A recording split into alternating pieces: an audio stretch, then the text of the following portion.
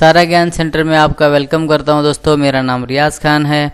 तो आज हमारी स्पोकन इंग्लिश की क्लास में हम बहुत ही इम्पोर्टेंट टॉपिक पर बात करने जा रहे हैं दोस्तों। तो चलिए चलते हैं हमारे टॉपिक की तरफ। What is a sentence? Set or collection of words arranged or written in grammatical order which gives complete meaning or sense is called a sentence. Let's now understand with example in the next slide video, and also we will learn sentence framing. अल्फाजों का मजमुआ जो grammar के दायरे में लिखा हो, जो मुकम्मल माने या एहसास देता हो, उसे जुमला कहते हैं। चलिए अगली स्लाइड में एक मिसाल के ज़रिए समझते हैं और हम जुमला बनाना भी सीखेंगे। तो दोस्तों अभी जो हमने डेफिनेशन पढ़ा है उसका एक सिंपल एग्जांपल के साथ में हम समझने की कोशिश करेंगे कि डेफिनेशन में हमने जो पढ़ा है वो किस तरह से अप्लाई होता है। तो दोस्तों हमारे सामने एक जुमला है, Sara is reading English book.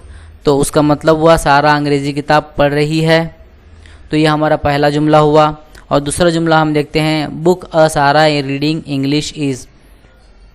तो किताब सारा पढ़ रही अंग्रेज़ी है।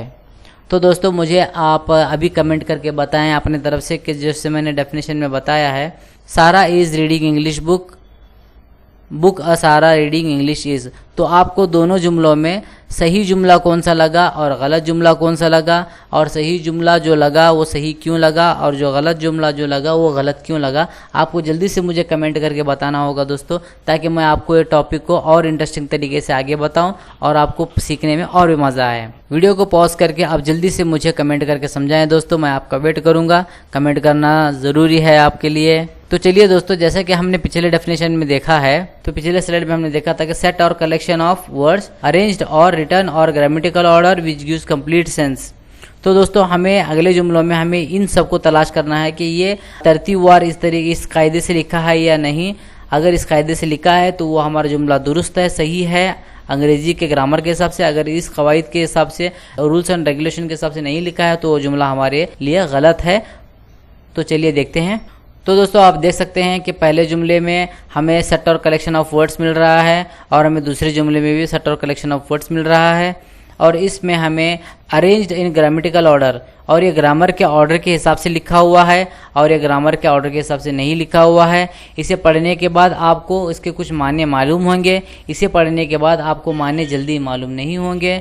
तो इसलिए ये जुमला हमारा सही है ऊपर वाला, और नीचे का जुमला हमारा गलत है। तो ये रहा हमारा डेफिनेशन के हिसाब से एग्जाम्पल दोस्तों, सारा is reading English book a Sara reading English is. तो हमारा ऊपर वाला जुमला सही है दोस्तों, नीचे वाला जुमला गलत है, क्योंकि ये पढ़ने के साथ हमें इसके मायने समझ में आते हैं। तो ये हमारा इंग्लिश का सेंटेंस स्ट्रक्चर है दोस्तों। और भी जुमले बनाना हम सीखेंगे दोस्तों हमारे अगले स्लाइड में।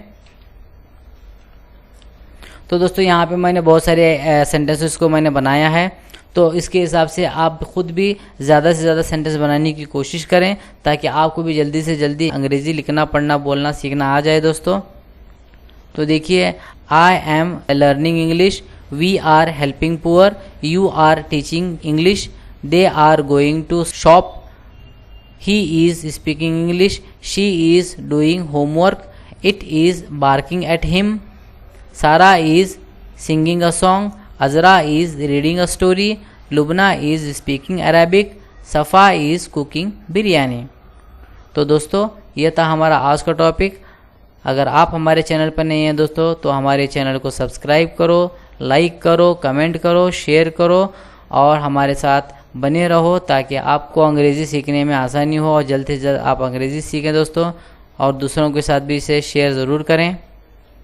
तो थैंक्स फॉर वॉचिंग और कंप्लीट वीडियो दोस्तों। कमेंट सेक्शन में आकर ज़रूर आप हमें कमेंट करें दोस्तों, ताकि मैं आपको उसका क्लैरिफिकेशन कर सकूं।